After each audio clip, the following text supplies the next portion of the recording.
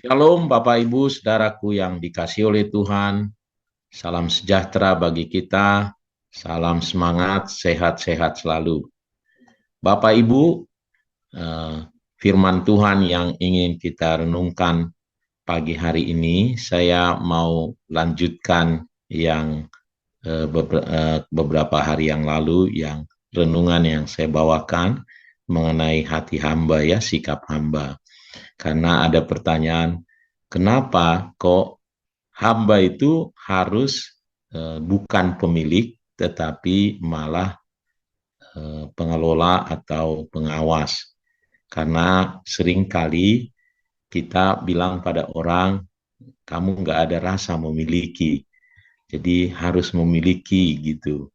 Sementara yang kok Pak Oscar bagikan tidak menjadi pemilik, malah jadi pengawas.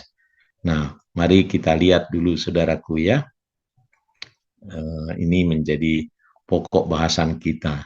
Nah, memang di dalam Tuhan, ya, yang sebagai anak Tuhan, sebagai hamba Tuhan, kita ini bukan pemilik tapi pengawas. Justru di kita, dalam hidup kita ini, kita mengejar kepercayaan Tuhan, ya, sebagai pengelola tadi, pengawas. Nah, jadi judulnya hari ini adalah mengejar kepercayaan Tuhan. Nah, saudaraku, ada 3 tingkatan sikap terhadap sesuatu. Yang pertama adalah dia sama sekali tidak terlalu peduli dengan segala sesuatu itu. Lalu dia naik menjadi peduli. Ya, peduli itu ada rasa memiliki. Ya, dia mulai rasa memiliki. Nah, disinilah ada orang kalau tidak peduli, kita bilang supaya dia ada rasa memiliki. Tetapi sebagai anak Tuhan, jauh lebih dari itu. Yang Tuhan mau adalah kita mau bertanggung jawab. Bukan hanya sekedar rasa memiliki, bukan memiliki, tetapi malah memahami bahwa itu adalah titipan, bahwa itu adalah milik Tuhan, yang di mana kita dititipi, di mana kita diberi tugas untuk mengawas, mengelola sedemikian rupa. Jadi ada tanggung jawab. Ya, ada tanggung jawab. Jadi kita lebih dari itu terhadap suatu itu. Nah, mengapa kok memiliki ini lebih rendah, saudaraku, ya? Nah, jadi kalau orang itu memiliki sesuatu, ya, ini terhadap apa saja, bisa barang, bisa bakat, bisa kemampuan, termasuk keluarga, hidup kita, waktu itu, juga sebenarnya karena kita merasa memilikilah, maka kadang kita tidak mendapatkan yang optimal, ya. Nah, coba lihat ini, mengapa kita tidak harus, tidak boleh rasa memiliki sendiri. Mengapa? Yang pertama adalah karena kalau kita memiliki sesuatu itu, maka cenderung menggunakan sesuatu itu sesuka hati kita. Suka-sukanya, kalau waktu itu waktu kita, maka suka-suka kita terhadap waktu itu. Kita bisa lewatkan begitu saja atau bagaimana. Begitu juga dengan barang misalnya. Ya, sesuka-suka kita. Bahkan keluarga. Ya, karena dia anak kita, suka-suka kita. Bisa kita tidak perhatikan, bisa perhatikan, dia anak kita. Karena dia milik kita. Ya, berbeda dengan kalau itu orang lain, milik titipan yang dipercayakan pada kita, pasti menjaganya lebih baik lagi. Pasti menggunakan waktunya lebih bertanggung jawab. Ya. Nah, yang kedua adalah kenapa tidak boleh hanya sebatas memiliki itu, karena kalau memiliki, kita bisa merasa tidak perlu dipertanggungjawabkan. Ya, karena milik sendiri. Ya, saya sering disampaikan pada saya, ya, teman-teman kalau ketemu dulu teman pegawai, gitu ya. Dia bilang, wah sekarang Pak Oscar enak ya, nggak ditarget, tidak eh, tidak perlu eh, mengatur jam berapa berangkat, pulang, ya suka-sukanya gitu. Seolah-olah mau menyampaikan kalau kita bekerja sendiri, ya jadi pengusaha gitu kira-kira, tidak ada yang perlu dipertanggungjawabkan. Nah, dia salah. Sebenarnya ya kalau kita mau jadi orang yang berusaha dengan baik, dia bukan seperti milik kita, kita bertanggung jawab, nah kita akan membuat usaha kita bagus. Tapi kalau itu bukan ada rasa pertanggungjawaban, maka kita akan bermain-main.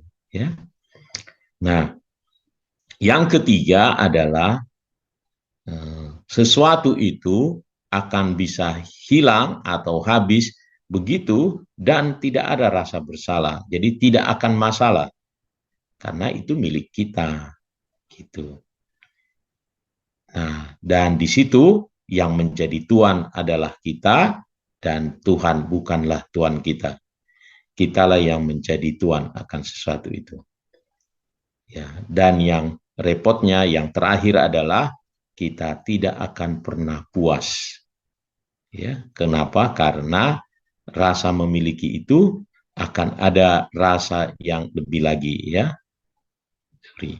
Ini ada ayat firman Tuhan, Amsal 30 ayat 15, si lintah mempunyai 2 anak perempuan.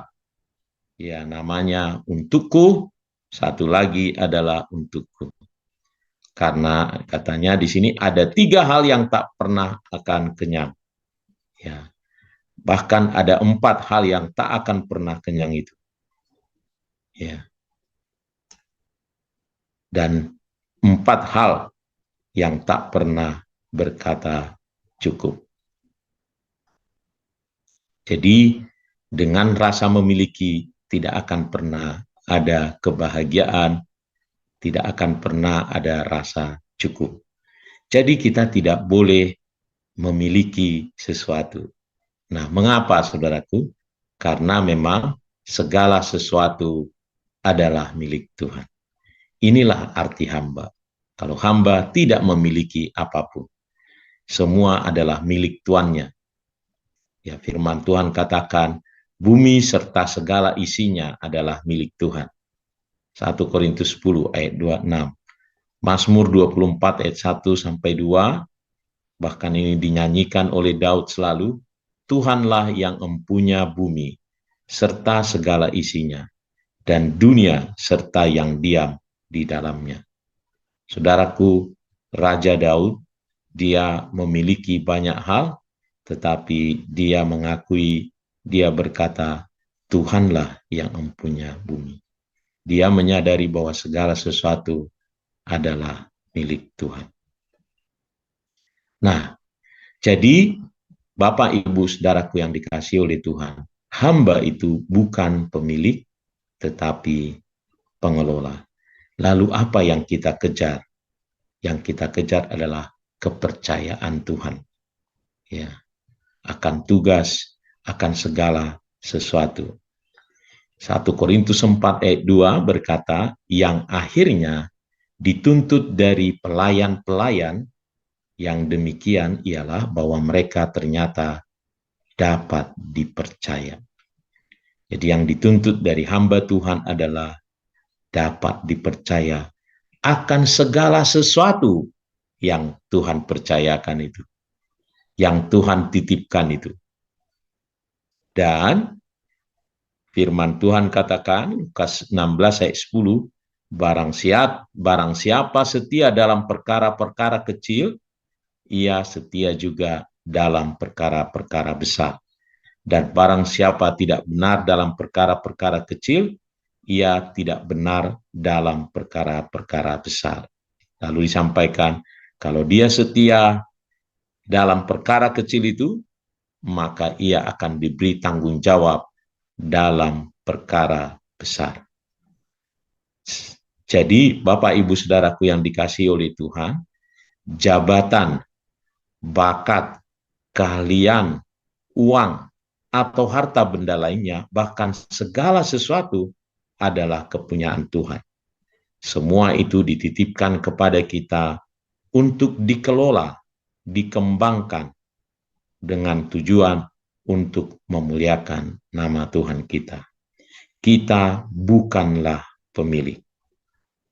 Mari Bapak Ibu pahami ini betul, maka kita akan dapat merespon atas segala sesuatu yang kita miliki, yang bukan kita miliki, yang dipercayakan Tuhan kepada kita menjadi titipan, supaya kita betul-betul mengelola,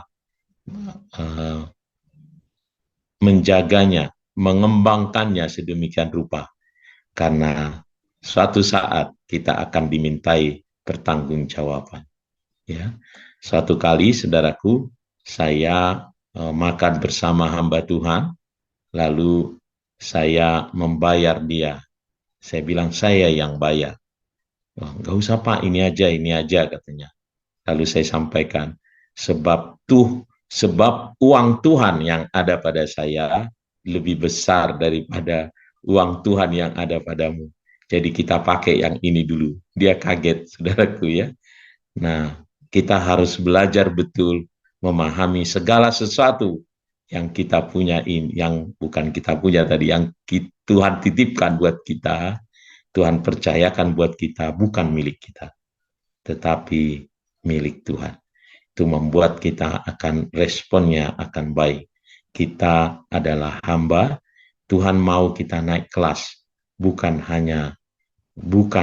sebagai pemilik, tetapi sebagai orang-orang kepercayaannya Tuhan, yang diberi mandat, yang diberi kepercayaan untuk mengelola, untuk mengembangkan segala sesuatu yang Tuhan percayakan itu. Tuhan Yesus memberkati kita semuanya. Mari kita berdoa.